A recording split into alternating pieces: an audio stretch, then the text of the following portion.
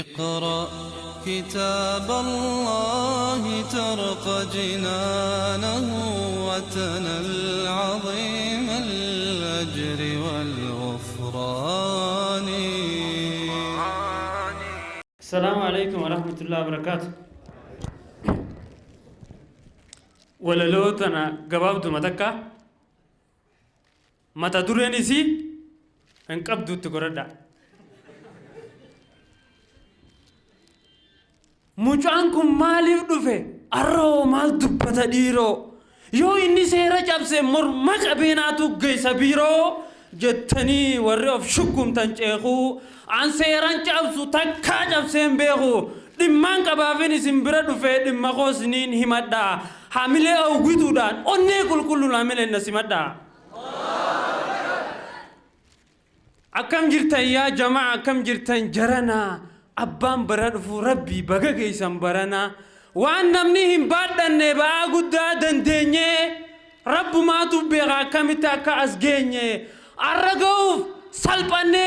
guddaan xiqqaa taane aspaaltirra yaane galma kanan seenne miila qullaa qoree keessa yaane yoo harkannees nyaanne yoo dhabnees obsine guyyaa kana ga'uuf huurkaa miti dhiiga keenya cobsine ta'arraatiif hamdii tabaruutiif abdii eega guyyaa kana geenye maal janna galata rabbii qabdii zamana kana namuma ijabanaa wajjiin gootanii barcarratti du'ee dhageessanii alhamdulillah jaa kana hunda dabartanii bagaarra geessanii eenyuun na dhagaa dhiiroo yoo lallabe waaniin kalee qabuun arraan tana dhabe kalee muslimni ulfaataadha arramaaf habbata ummanni duraan kabajaa qabu arramaaf salphata muslimni duraan qulqulluudha garaan isaa saafii arramaaliif obboleessaaf ciisa dhabdeenaaf deebisaa gaafii siiraanuma dubbanna namu waa'ee saabaa yoo bultii halaal feenees yaa dargaggeessa keenya akkamii fuuna gabbaraa jira sanuu ziqayaa fidaaba siiraanuma dubbanna namu waa'ee saabaa yoo bultii halaal feenees yaa ustaaz nuuru akkamii fuuna gabbaraa jira sanuu ziqayaa fidaaba sanuu ziqayaa fidaaba halee addunyaan islaamaatun akkuma beeytan shaashaa taate hayaata diin kadhugaa jiraatan tanaaf wal keessa yayaate arra maaliif du'a irraanfatta addunyaa jaalattee tanaaf alagaan rasuula keenya arrabsanii bar diin keenya laallattee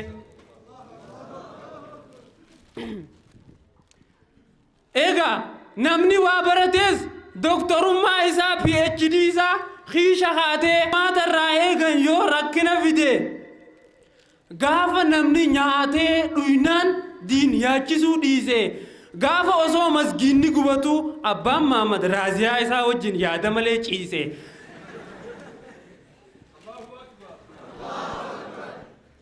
guyyaa jaalaltee addunyaa maraataa si goote gaafa yahudaa fi nasaaraan islaama jabaa moote waaniin kalee qabuun arraan tana dhabe saniifi lallabe diiniin gallakkise saniifin waa hundarkaa dhabe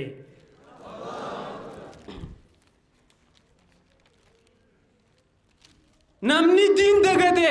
hin shakkina shakkii malee deegaa manguddoon dhiifama naaf godha jidduutti dardarine eegaa seenaa badde deebisuudha kaayyoon dhaloota kanaa malee biddeena nyaachuu qofaa miti harka dhiqatanii mana yaa ergaati yaa qeerroon sirritti hubadha isiniif bu'aadha namni waan danda'uun ummata isaatiif hin qabsoofne huccuu uffatee deemuus hin shakkinaa du'aadha namni waan danda'uun ummata isaatiif hin qabsoofne huccuu uffatee deemuus hin shakkinaa du'aadha yaa dargaggoo teenya yoo rifeensa feetanis jalan ciratina goofaree goradha yoo murachuu feetanis akkuma kiyya kanatti walqixxeessaa noormaalii muradha qaalii rabbii hin didina jireenya gabaabaa booddii isaa du'uudha yoo bultii halaal feetan dargaggeessuunii fi shaamarran kun wali garagaraa shari'aa wal fuudha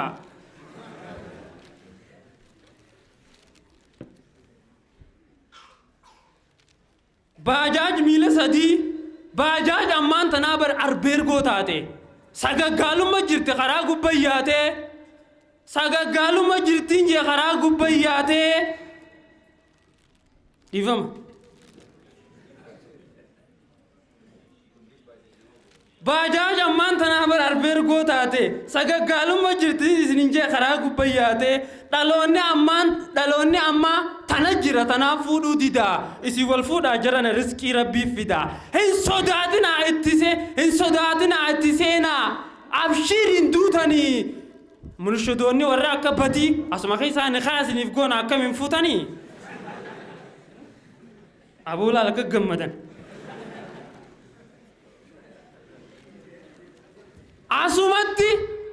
asumatti jireenya siifaa tolchu siif kannee D4D fi UD niin baqadha jettee asiin achiin deemin gara biyya Suudii hin deemin biyya ormaa waan dandeessan asumatti dalagaa duudarra garaa jabaatan ummanni alagaa rakkoon jabaatte biyya alaa fi keessaa yaa rabbi nuu dirmadhu sagalee miidhamaati ni dhageessaa yaa rabbi nuu dirmadhu yaa rabbi maal balleessine sumaatuun nu uume yaa jabbaar furmaata nuuf fidi ummanni keenya Suudii keessa dhume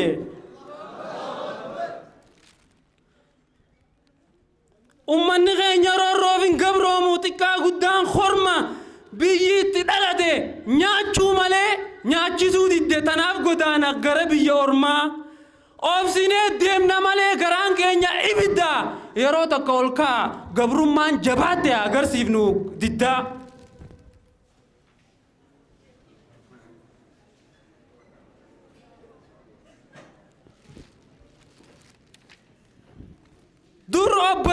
dur yoo obboleessi beelewaatis nyaata lagattee dhiifta arraas obboleessi kee Suudiidha du'aa fi jiruu jidduu jira cinaacha kamiin ciifta uffata dhabee feestaala fi qabu jira ibiddaan gubatee asiinu dhukkubu qaba nuti qaama tokko rabbumaa dubbate dhimma Suudii kana laaftutti hin laalina garaa walit jabaattanii alagaan caalina ol ka'ii obboleessa keetiif sagalee ta'i lubbuun hundini duuti mana hidhaa keessatti mataa keessatti jiran akka ilmoo buuti roorroon daangaa dabarte yaa rabbi ati nurraa guuti halee humnaan qaba yoon dhiibaniin kuffisa kaniin bilbilan qabneen asii Filistiin dubbisa dur namni faatiyaa qofa yoo beekees ol ka'ee salaata gaafa keekaa fi bargariin jirre biddeena tokkorraa kutee waliif laata gaafa keekaa fi bargariin jirre biddeena tokkorraa kutee waliif laata hamaqiidhaan hin jirre miilaan finfinnee dhaqee rahima saalaala namni gaafa san 8 barate doktoraarraa caala arra nama meeqaa jira maqaan isaa doktora hojiinsaa tortoraa arra nama meeqaa jira maqaan isaa doktora hojiinsaa tortoraa haqa namaan beeku hiyyeessarraa saamee lubbuu isaatiif hora yaa doktora arra nuutuu si wallaana lilmee siitirraa uffata baafadhu dawaan kee faarmaasillee jiru deem ulamaa fi manguddoo gaafadhu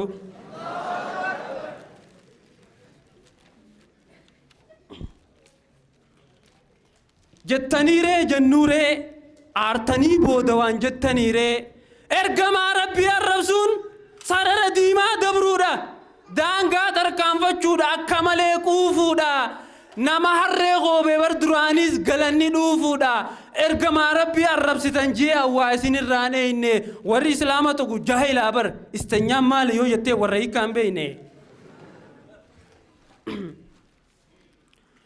yaa ergamaa rabbii si hordofna gaariidha sunnaante osoo suuraa takka Facebook irratti maxxansin jaalalaan addunyaa boojite akka ati rahmataaf ergamte ilma namaa dhiisii gaalahaa gaafatanii inni nuu ragaadha osoo ati ergamin dura dubartii jirtu awwaalaa turan jaahila garaan isaanii dhagaadha yaa dubartii islaamaa ergamaa rabbiitu isin bilisoomse isin kunuunsee akka onneef tiru silaa gaafas dhumtanii akkam taana har'a namni fuunu hin jiru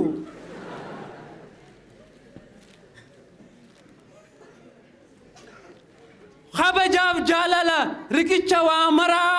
gaarummaa fi obsaas namni sirraa bara beekaa nama hundaa olii akhlaaqa qabeessa amala qabeessa yaa rasuula rabbii firraan si jabeessa gaafa Yesuus nafsi ijuu rakkooti yalaalta guyyaa boroo dhuftee falmataadhaaf irra dabriif jetta fuula kee bareedaa sanii rabbi dura kuftee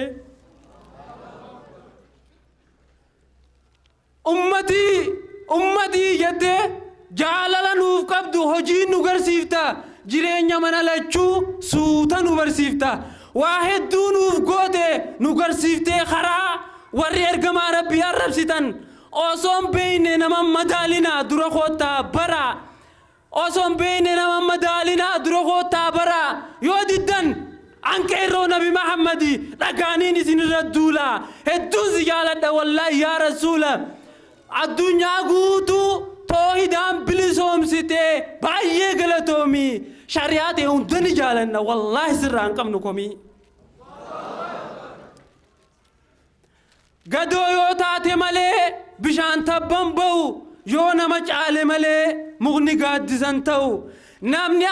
namni abbaa kee ajjeese abadan sin guddisu namni ija si jaamse galmee ta'e siin dubbisu namni ammaan tanaa hirrisi yoo jettee namni ammaan baay'isaa vaaziliinaan dhura dibuun madaa garaaf fayyisaa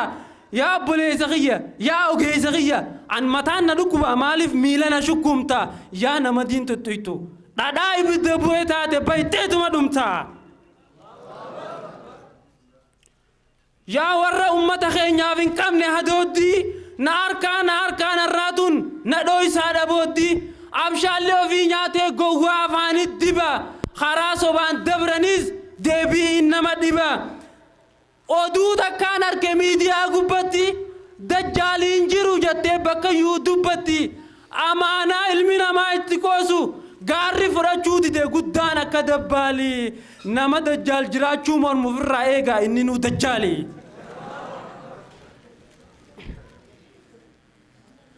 nama wajjii walloltee diinittiin hojjetin rakkoodhaa fi cubbuu dhimma keessaniif diiniin balleessina dhiisaa fadhii lubbuu yoo rakkoon jiraatte akka islaamatti fa'in tanaaza'tum fi shay'in farudduuhu ilallaahi warrasuul dhugaa kana liqimsigaa osuma inni si didu quba wal qabuu malee quba walitti qabuun rakkoo furmaatan fidu tokko taanee gurmooynee fuuldura tarkaanfachuudha malee qabannee ulee gamnaa mana gubachaa jiru biyya moo bishaaniin dhaamsina jennee asii wal falmuu qabna yoo hojjechuu dadhabdan gufuu namatti hin ta'in hawsaa mana ciisaa hinaaffaatu wal isin nyaachisu jira hinaaffaaf irraa dhiisaa dhumarratti namni tokko magaalaa yoo dhaqees soogiddaa fi barbaree dhiiseeti hinaaffaa bitatee hinaaffaa gurgura yoo namni jaarame inni addaan guura yaa hawaasa keenya nama akkasii bultee injiinaanii fuula itti guuraa ofirraa ugguraa namni hinaaffaa qabu hin qulqullaa'u bishaan keessa galuus akka fattee raachaa yaa shamarran keenya nama akkasiin heerumina fuulaan diimaa ta'us garaadhaa gurraachaa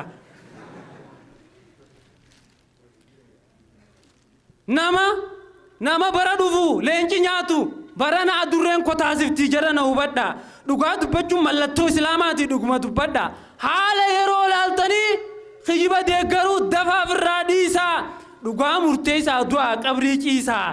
isin hundina dhagaa warri gamanaa fi gamaa akkuma atis namatti aniin kunis nama Oromoo ta'uun namaa gadis namaa olis naman gootu bareechii hubadhu Oromoo ta'uun namaa gadis namaa olis naman gootu bareechii hubadhu saba feete ta'i afaan feete dubbadhu namni of tuulu xiqqaadha deemee dachii lixa yoo sodaa rabbii taate malee namni namummaa wal qixa nama taa'ee laaluuf samiin tun dhiyoodha nama gaarii hojjeteen galatoomu jechuun beektu addunyaan tun jalloodha yeroo carraa waltajjii ergate namni hooggantoota tokkoon dubbanne sana hedduun aarsa galatooma